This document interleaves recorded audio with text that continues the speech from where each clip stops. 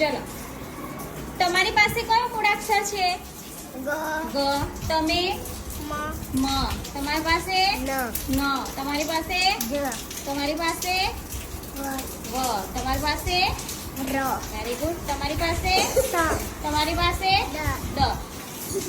હવે તમારે હું તમને જે મૂળાક્ષર કહું તમારે એમની પાસે જવાનું છે.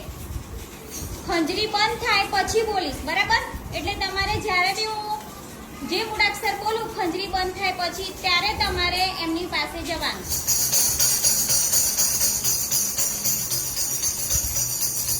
દ. Very good. મ. સરસ. ખંજરી વાગવાનું ચાલુ થાય એટલે વચ્ચે આવી જવાનું.